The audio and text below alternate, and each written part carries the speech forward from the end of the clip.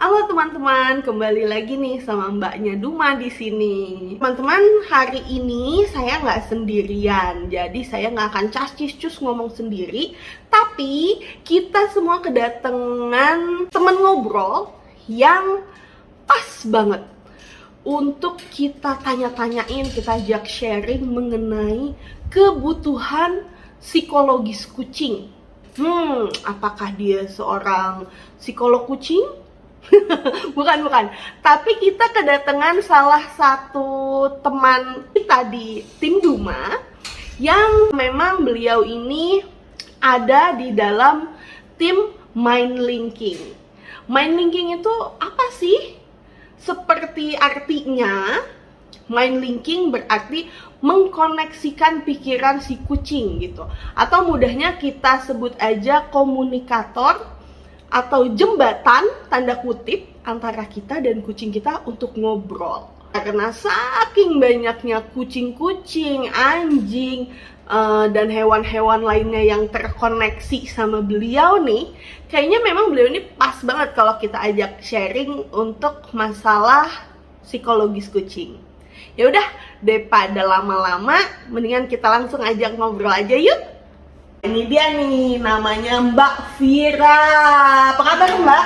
Alhamdulillah baik. Alhamdulillah. Sambil kita mau ngabuburit nih, jadi kita mau banyak ngobrol mengenai masalah psikologis kucing itu tadi Mbak. Kalau yang selama ini kan kita tahu ada dokter hewan ya. Ternyata kan kucing itu kebutuhannya bukan hanya kebutuhan kesehatan aja ya Mbak ya.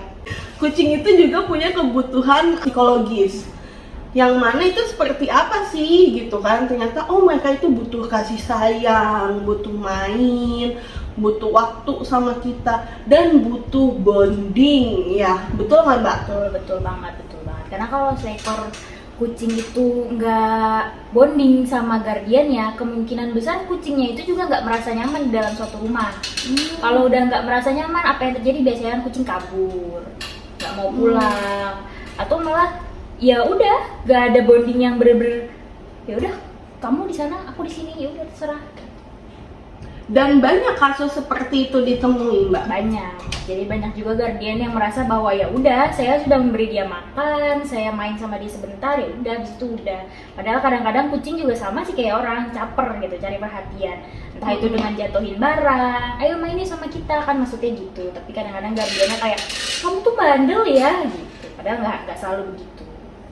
Padahal mungkin ya itu tadi ya, balik lagi ke kebutuhan psikologis mereka yang sebenarnya nggak terpenuhi gitu ya. Jadi mereka menuntut gitu ya si guardiannya yang ayo dong main sama aku gitu ya Mbak ya. Betul. Nah kalau Mbak Vira sendiri ini udah sejak kapan menjadi jembatan komunikasi antara hewan dan guardiannya? Kurang lebih sih sekitar 2 tahun terakhir ya, lagi banyak aktifnya ya selama 2 tahun terakhir sih.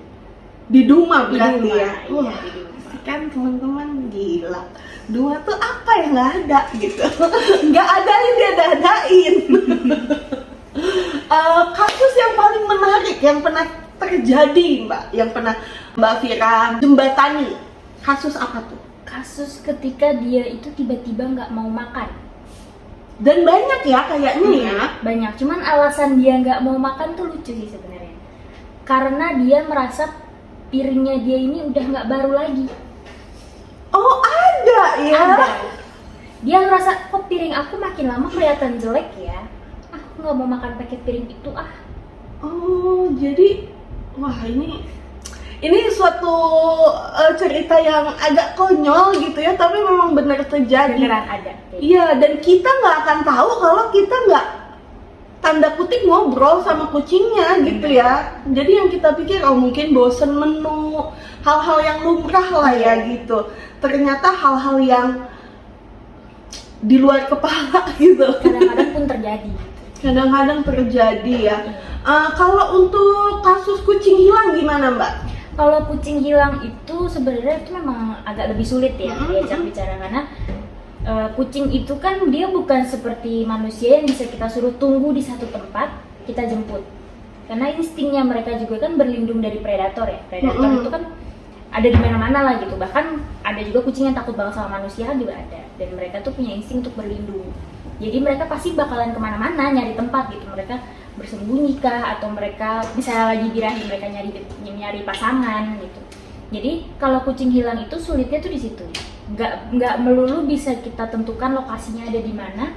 Apalagi kalau ada yang suka nanya persisnya ada di mana, jalan apa, ciri-cirinya bangunannya seperti apa. Lah ya kucing kan nggak bisa mendeskripsikan gitu lokasi ini tuh di mana, bentuknya seperti apa. Yang mereka tahu itu kan hanya rerumputan, jalan raya, kendaraan, udah selesai.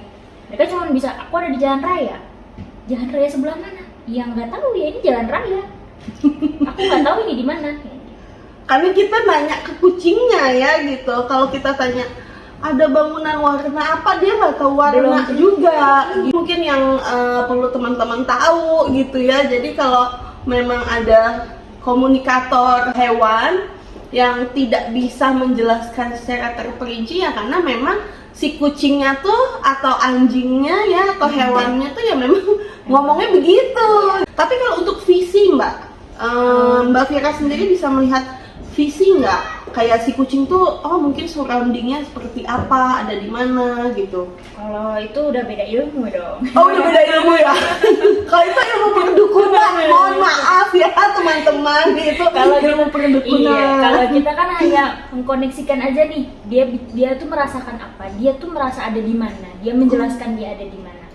Jadi kan kadang-kadang deskripsi mereka juga cuma dekat semak-semak. Ya semak-semak di dunia ini banyak. Bentuknya seperti apa juga kan banyak semak-semak itu. Jadi ya kita nggak bisa melihat visi sih, tapi kita hanya menyesuaikan dengan apa yang dia jelaskan.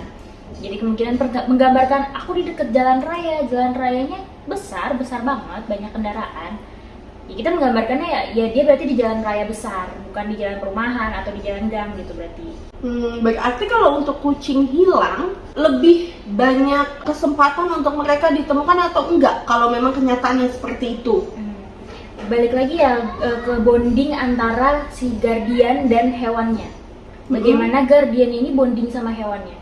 Kalau bondingnya kuat banget nih, guardiannya tuh bisa dalam hati aja. Nah kamu pulang ya. Entah namanya misalnya Mochi kamu di mana? Sejauh apa kamu pulang ya? Ada yang ngajak kamu ngobrol kan ya? Ayo pulang yuk. Mama kangen sama kamu, atau kakak kangen sama kamu. Jadi tetap bergantung sama bonding guardian yang nggak bisa 100% bergantung sama si unkomnya juga. Karena unkom itu kan hanya menyampaikan ya apa yang si hewan ini mau sampaikan.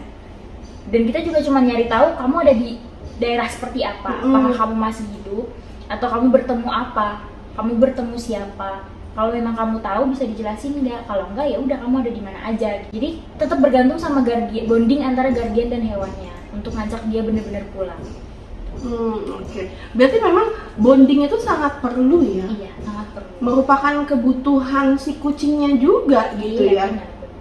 Jadi teman-teman di rumah nih, kalau memang di rumahnya sudah punya anak bulu kesayangan gitu, berarti memang mereka itu seharusnya tidak dijadikan perhiasan aja yang cuman mondar-mandir di rumah dikasih makan sudah gitu. Ternyata nggak begitu ya, karena memang bonding, ikatan antara si guardian kita, humannya dengan mereka si anak bulu itu sangat penting.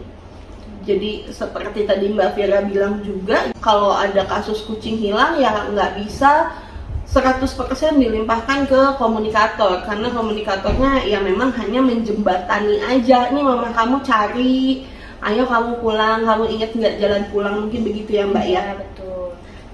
Berarti kalau dari mamahnya sendiri atau dari si guardiannya sendiri bisa memanggil di dalam hati, sebenarnya ilmu mind linking ini bisa dipelajari dong ya Mbak ya? Bisa sebenarnya, ada beberapa lembaga juga kok sebenarnya yang mengadakan seminar-seminar soal mind linking itu gitu. Jadi emang ilmunya tuh bisa dipelajari sebenarnya. Jadi bukan klinik ya? Ya beda. Bukan itu jelas dukun berbeda, ya? itu jelas ilmu yang berbeda. Oke, berarti ini memang bukan praktik perdukunan hewan ya teman-teman ya.